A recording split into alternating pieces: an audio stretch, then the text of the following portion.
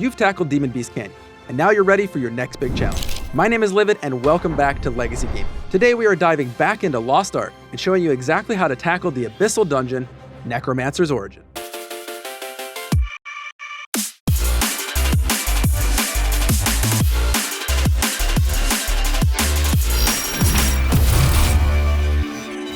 If this is your first guide that you're checking out on Abyssal Dungeons and haven't done one yet, make sure to check out our guide on Demon Beast Canyon first. It's the very first Abyssal Dungeon and is required to unlock this one, and it's both a progression and quest-based system. As usual, we think it's necessary to break down the dungeon, including all boss fights, in a straightforward, digestible manner, so that any player potentially stuck on this content can continue on with their progression. The lead up to each major fight will only be talked about if there is a difficult mechanic. Otherwise, most of the focus will be simply on breaking down each boss's respective moveset and core fight mechanics to help you be as successful as possible. Each part of the dungeon will be broken into chapters down below, so feel free to jump around to the section that you need. The very first boss that you will encounter in Necromancer's Origin is a familiar foe with souped-up mechanics, Garum, the winged terror that you first experienced after arriving in Burn. Now this fight, again, is pretty straightforward, but the attacks hit quite hard, and the unique mechanic is likely where this encounter might cause some difficulty, especially with pickup groups, so let's start there. The main mechanic that the Garum fight throws at you is critical you get right, because if you don't, it's a guaranteed wipe every time. On consistent intervals, Garum will roar, emitting a wave that hits all players. When this happens, everyone gains 1 death stack. Now when any single player reaches 5 death stacks, Garum wipes the encounter. Additionally, every time this happens, a golden orb also spawns somewhere on the map, which you can quickly locate by the yellow dot that appears on your minimap. Now this orb will completely remove a single player's debuff stacks. This means that you will have to establish an order in which all 4 players separately purge their debuffs before anyone reaches 5 stacks. Thankfully, the game already does this for you, and this should be the established method across any piece of content in Lost Ark that has you juggling debuff stacks like this. On the left-hand side, each player has a number as part of a party, 1 through 4. You simply have everyone follow that order when purging debuffs. Once you understand that, encounters with mechanics like this across the board can be handled with little to no communication. Now, onto the various attacks that Garum will perform so you know where to stand and how to judge incoming attacks. At random points, Garum will rear back and slam his head down directly in front of him, followed immediately by an outer ring AoE that you can dodge simply by moving to where Garum just slammed down. Next, the boss can also perform a tail swipe to his left that knocks back, followed by an even more powerful conal swipe back in the opposite direction.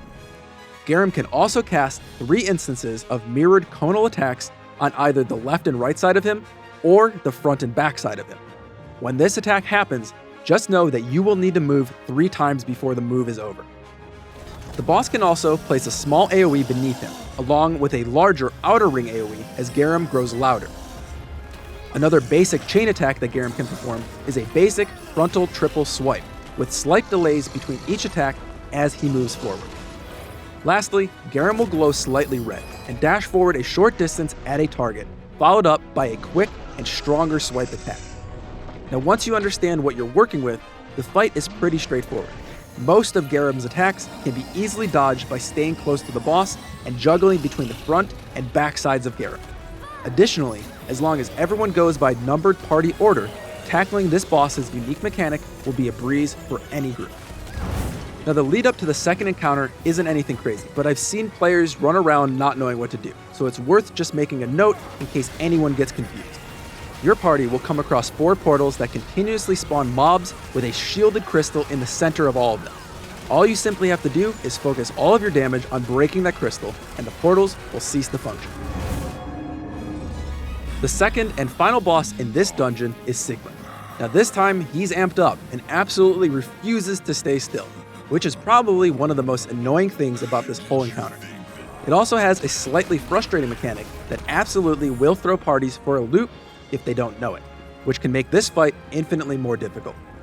Let's start with Sigmund's attacks, and none of them are more important to be aware of than this first one, so that's where we will highlight right off the bat. Sigmund will have a blood ring that appears at the base of his character model. followed by both the channeling of an orb as well as an AoE that gradually expands outward and fills the entire arena, gradually becoming a darker red over this time. Now beneath the boss, a yellow bar will appear. This is a straight DPS check, and you must break that bar before his attack goes off, or he will wipe your entire party. This can happen multiple times during the fight. His additional attacks are pretty hectic, and there's a lot of them, because of how sporadic the boss is with his movement, and a majority of them occur after either a jump backwards or a leap forwards. For nearly every attack, it's important you follow the boss and stay essentially right on top of him, either on his front side or back side, depending on the attack. At random times, Sigmund will teleport away and cast a growing AoE across the entire arena, minus a small circle directly around it. Now Sigmund will also point at a target randomly, and after a short duration, will spawn an AoE on the target. Like all attacks, he can do this directly after backstepping or teleporting. Blood Meteor has the boss slamming down in front of himself, causing 4 large meteors to come down, exploding on impact. From just one of those meteors, 8 mini-meteors will spawn and travel outwards in a radial manner. Now the boss can also backstep and perform a donut-shaped AoE, or rush forward and perform the same donut-shaped AoE. This is yet another example of why staying with Sigmund's movement is essential. At random times, Sigmund will emit wisps of blood into the air. After a decent period of time, it creates several blood fields on the ground that deal moderate damage if caught in them. He can also spawn a large frontal cone attack after a short duration, usually after a teleport or a backstep. And it's a perfect example of why staying on top and behind the boss throughout his movements is important. 2 other moves that the boss can perform are troublesome to specifically melee characters. One of them is where Sigmund spins his sphere above his head, followed by a telegraph slam in front of him that causes knockback. This can be especially deadly if AoEs are already on the field. One of Sigmund's hands may also start glowing before he raises it, and swiping in front of him, resulting in a spinning, damaging AoE around the boss. Melee characters should again watch out for this telegraph and disengage for a short time. Last up, before we get into the core mechanic for the encounter, is a basic orb attack. Now the boss will shoot 4 orbs from his position in a plus pattern, followed by the same attack again, offset by 45 degrees.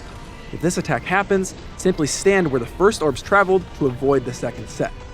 This is also an attack that evolves after the core mechanic, and it will shoot 6 orbs instead of the 4 in the second wave.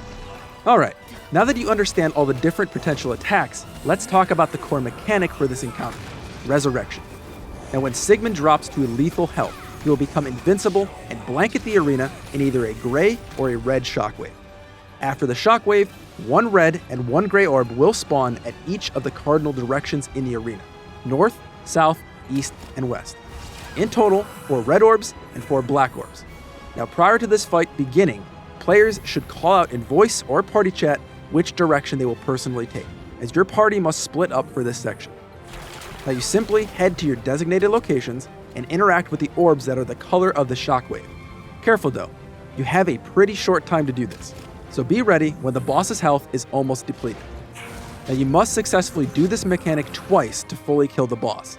Each time, the boss's health will drop to a lower initial amount. Failure to do so won't wipe the party, but it won't count towards the 2 required to kill the boss, and have him respawn close to his initial health pool when you started this encounter. This fight is definitely hectic, and requires a team to effectively communicate, either in voice, chat, or via pings to denote which direction you are heading to take care of each orb. Because the boss jumps around a lot, and his casted abilities are super random, keeping an eye on the attack indicators will keep you alive and well. And just like that, you'll clear the second Abyssal Dungeon, granting you access to the next tier of dungeons once you complete the required quest in Rohendel.